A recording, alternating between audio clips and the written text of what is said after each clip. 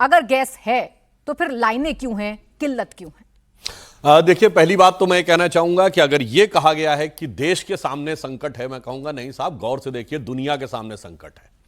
इस समय दुनिया का ऐसा कौन सा क्षेत्र है जहां युद्ध नहीं हो रहा है? खाड़ी में युद्ध आपको दिख रहा है, पाकिस्तान अफगानिस्तान बॉर्डर पर युद्ध हो रहा है, चाइना ताइवान के बीच में कॉन्फ्लिक्ट हो रहा है, कंबोडिया और थाईलैंड जैसे पीसफुल देश भी आपस में युद्ध कर रहे हैं, इजराइल हमास का युद्ध काफी पहले से चल रहा है, रशिया यूक्रेन का युद्ध पिछले 3-4 वर्षों से चल रहा है।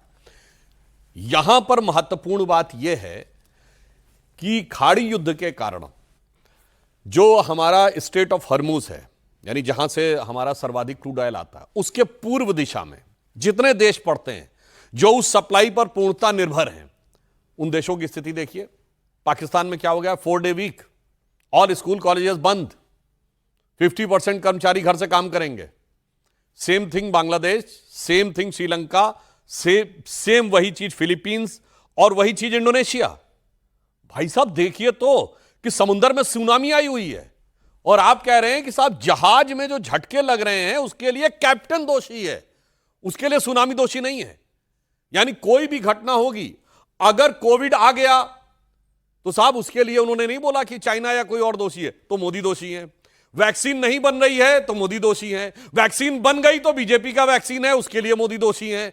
यानी ये जो विपक्ष के अंदर एक फितरत हो गई है, ये बहुत दुर्भाग्यपूर्ण। और मैं बताना चाहता हूं, जो यहां तो अभी यंग बच्चे बैठे हुए हैं, जो लोग हमारी उम्र के हैं या हमसे बड़ी उम्र के हैं, इससे बुरी स्थिति आई थी 1991 में, जिस समय इराक और कुवैत वाली लड़ाई हुई थी, गल्फ वॉर शुरू हुई थी, ट्रेनें आधी कैंसिल हो गई थी, इतनी बुरी स्थिति हो गई थी।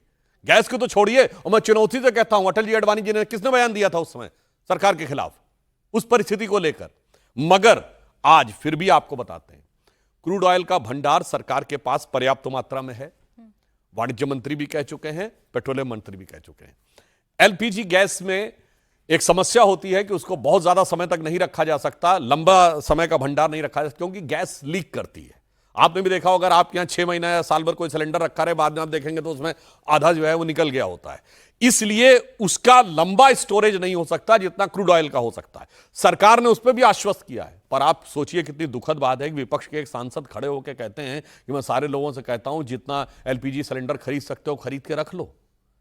इसका मतलब अगर आप गौर से देखें, याद करिए ऐसी स्थिति आई थी जब ऑक्सीजन सप्लाई की कमी आई थी कोविड के समय। सडनली ऑक्सीजन सप्लाई 10 गुना बढ़ गई थी। 1 हफ्ता लगा था सिर्फ सरकार को उसको कोप अप करने में, और बड़ी बड़ी कंपनियों ने अपनी कमर्शियल ऑक्सीजन रोक के और मेडिकल ऑक्सीजन की सप्लाई शुरू की थी। मगर उस बीच में ही हाहाकार मचाना, मुझे लगता है विपक्ष को इस फितरत से बाज आना चाहिए। और जनता भी इस बात को भली भांति समझ चुकी है। आज की परिस्थिति में भी विपक्ष को ऐसा कोई वातावरण बनाने से बाज आना चाहिए कि जिनको जरूरत है वो भी खरीदें, जिनको लग रहा है फ्यूचर में होगा तो वो भी बुकिंग करने के लिए चले जाएं।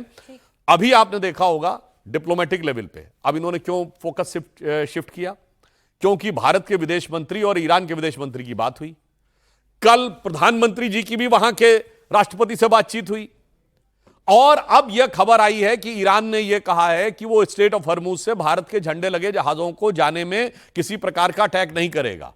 अब अचानक उनको नजर आया कि साहब यहां पर तो अब सफलता मिलती दिखाई पड़ रही है, तो दूसरी जगहों पे आए। और लास्ट में मैं एक और बात कहना चाहता हूं, एलपीजी की दामों पर किसी भी प्रकार का नियंत्रण अब सरकार का नहीं है 2014 के बाद से।